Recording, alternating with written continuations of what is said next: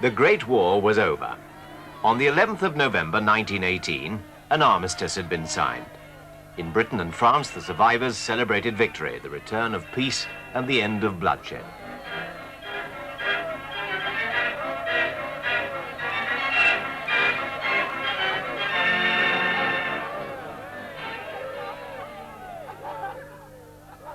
They'd left behind the nightmare lands of death and destruction created by 4 years of war.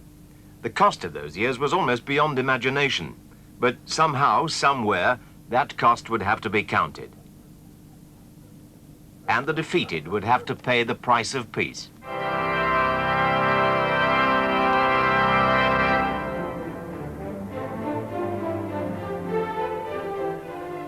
To the west of Paris stands the great palace of Versailles.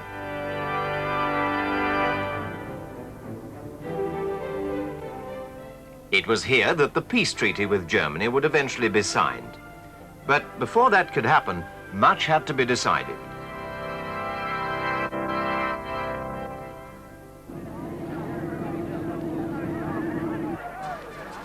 In January 1919, 2 months after the armistice, the delegates of the victorious powers arrived in Paris for the peace conference to draw up the terms to be offered to the defeated countries.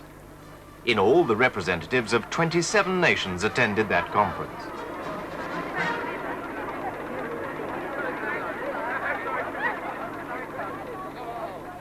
But of all the statesmen who came to Paris to settle the peace, the most important were President Wilson of the United States, Georges Clemenceau, the French Premier, and Lloyd George, Prime Minister of Britain. Each had very different ideas of what to do about the central problem of Germany. Clemenceau, like most Frenchmen, knew what he wanted out of the peace: revenge, reparations for the damage the French had suffered, and guarantees that a similar war would never, could never happen again.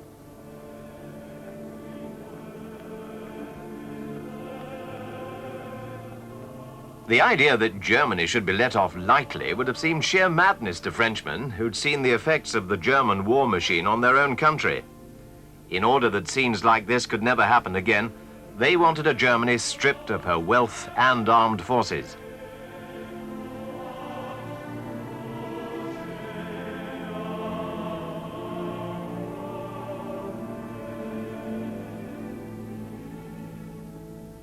In contrast, Woodrow Wilson appeared to promise a just and lasting peace, not punishment.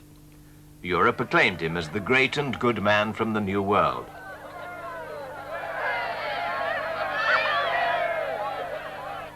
This was because his 14 points seemed to promise a new moral order in international affairs. No more secret diplomacy, reduction in armaments, and a League of Nations to protect all countries from aggression.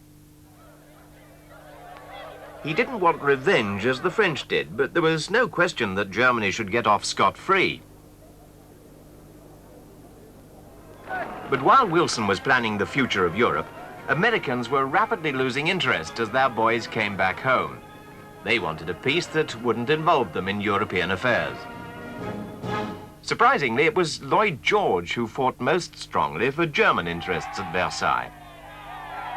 Behind him was a public elated by victory, but eager for revenge. The Prime Minister appeared to share their opinion, but really had no time for those who wanted to destroy Germany. What mattered to him was that Germany should be made stable and allowed to recover her strength as a trading partner. This was the kind of Germany he feared, a land of miserable refugees, poverty, homelessness, and starvation. All conditions likely to provide a perfect breeding ground for the new disease from the East, communism.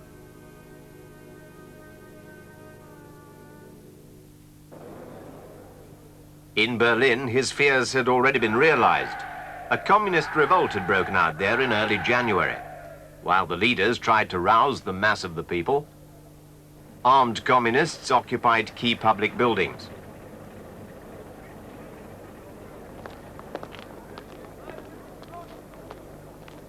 This was a direct challenge to Ebert, acting president of the new German government.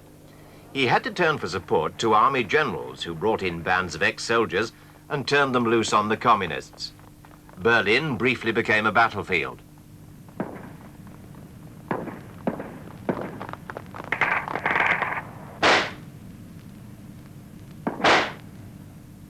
Within a week, the revolt was crushed. Communist leaders were rounded up and some brutally murdered. Post-war politics in Germany were off to a bloody start.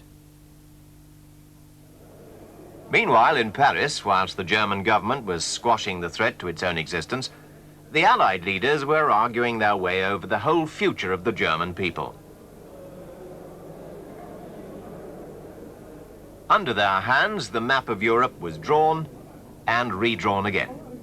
At last, after more than 3 months of discussion, they presented the terms of their treaty to the Germans. Germany lost land in the east, the west, and the north. In the east, the most important of those losses was the wide strip of territory given to the newly independent Poland, separating East Prussia from the rest of Germany.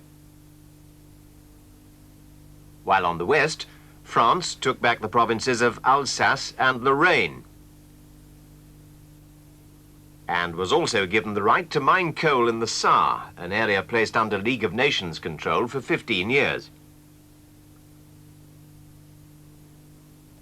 To protect France, Germany was forbidden to station soldiers in the Rhineland, an area which was to be occupied by Allied troops until 1935.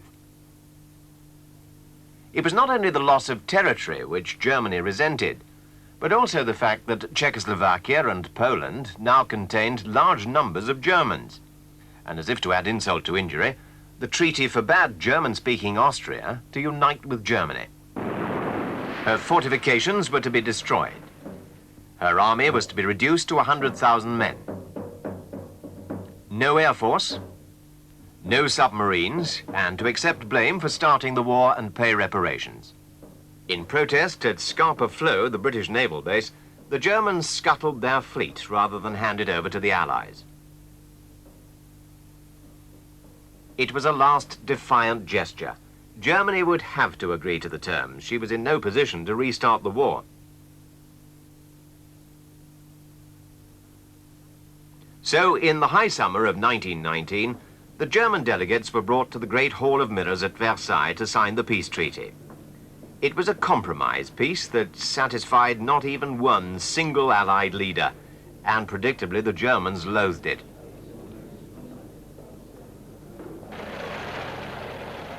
Inside Germany, the people had been faced with difficult political choices. The communists had already tried and failed to wreck the government. Other parties suggested a variety of ways of dealing with Germany's problems.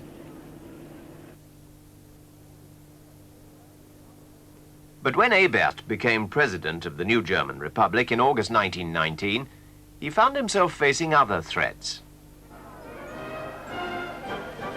There were, for instance, the extreme nationalists who couldn't bring themselves to believe that the German army had lost the war and often greeted returning troops as heroes.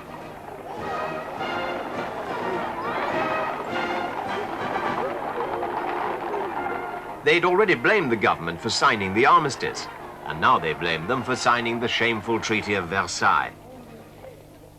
And then there were the Freikorps, or Free Corps, bands of ex-servicemen who'd tasted blood and power in their battles with the communists. In March 1920, these two forces combined to try and take over Berlin. The army refused to fire on the Freikorps, who were only defeated when the workers of Berlin went on strike and refused to cooperate with the rebels. Political extremism seemed to have become part of everyday life. And then there was the vital question of reparations. In 1921, the Allies were still discussing how much Germany should finally pay. Aristide Briand, the French Prime Minister, wanted a definite sum to be fixed quickly, and Germany made to pay. The rebuilding of war-damaged France was costing the country a great deal of money.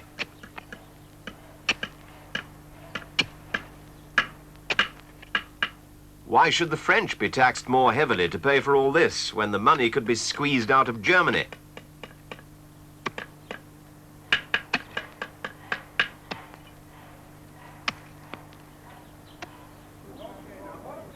But the Germans, who'd been summoned to hear the Allied demands, protested that these would place an intolerable burden on their people. They'd argued that the Germany to which they were returning had suffered poverty and unemployment in the years since the war and couldn't afford the vast sums demanded by the Allies.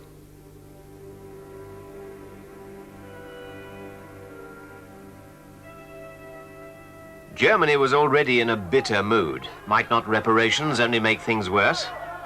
But these arguments didn't impress the Allies, who fixed a sum of £6,600 million for the Germans to pay. That sum would have to be paid in goods as well as money. Most would come from here in the Ruhr, the industrial heart of Germany.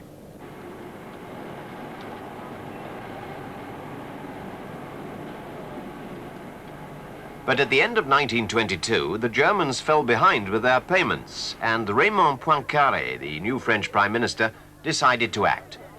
If Germany wouldn't pay in full and on the nail, then France would help herself.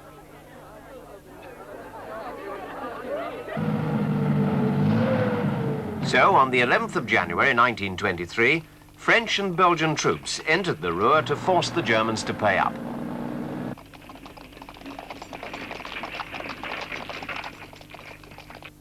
There was, of course, after Versailles, no German army big enough to stop them. At first, the French believed that they could make the Germans work for them.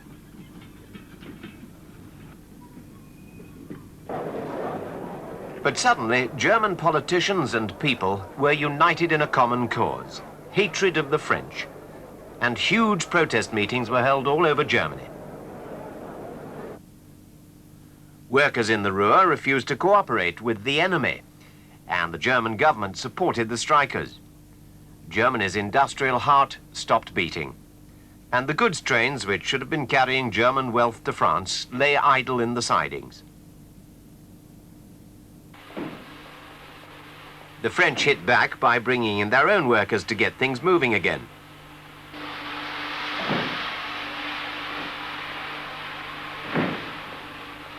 Their attitude towards the Germans in the Ruhr began to harden. They tried to cut the Ruhr off from the rest of the country. German visitors were searched as if they were entering a foreign land.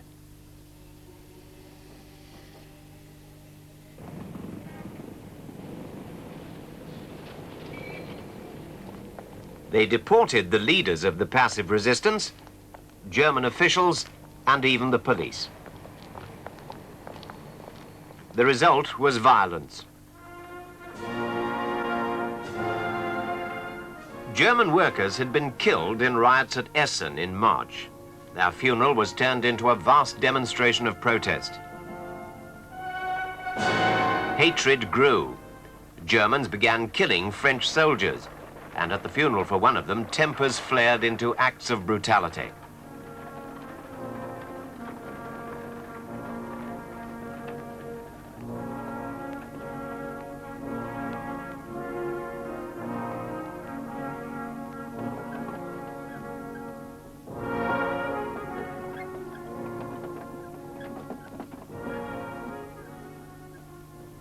(1923) was disastrous for Germany.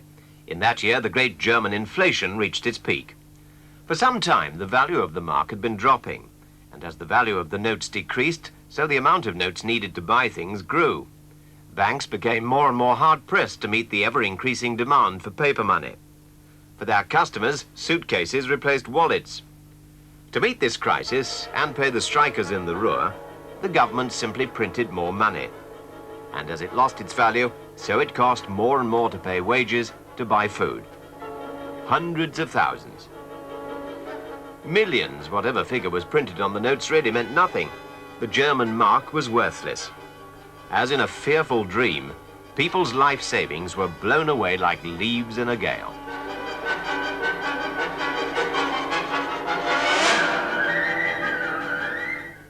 As Germany slid towards disaster, Gustav Stresemann was appointed Chancellor.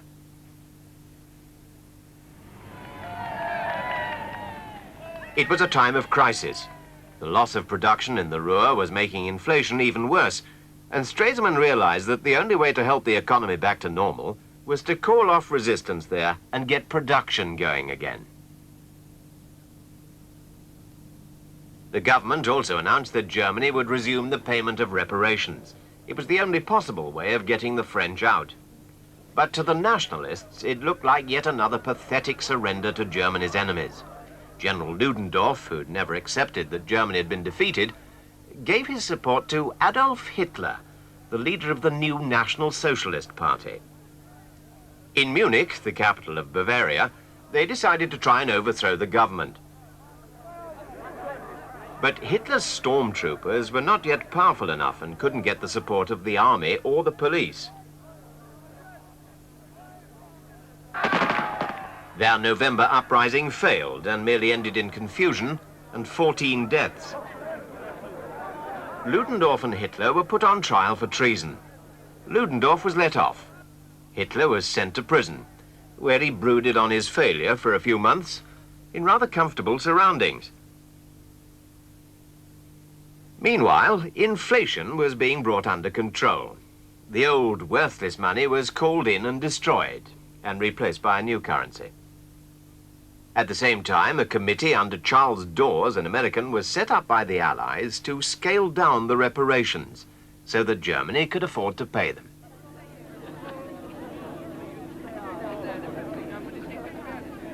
The German leaders came to London in 1924 and agreed to accept the Dawes plan. Stresemann's policy of cooperation began to pay off at that meeting. The French agreed to pull out of the Ruhr within a year. Their occupation had been unpopular with their most important allies, especially Britain, who'd refused to support their attempt to humiliate Germany.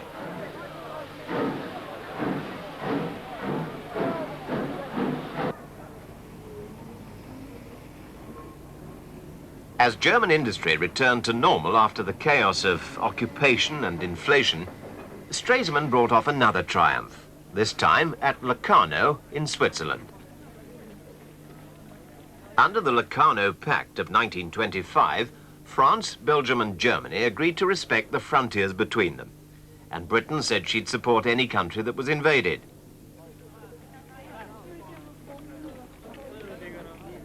Old enmities seemed to be disappearing, and Germany no longer feared the threat of a French invasion.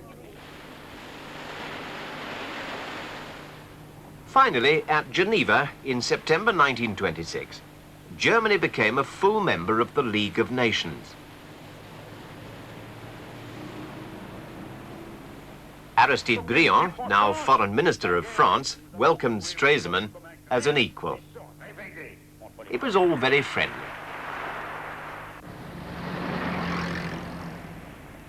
By now, life in Germany appeared to be returning to normal.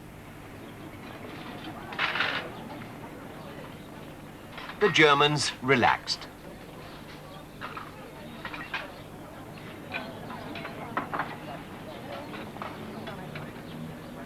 The grim aftermath of the war, the humiliation of Versailles, the hysteria of 1923, all gradually faded beneath the surface of a new prosperity.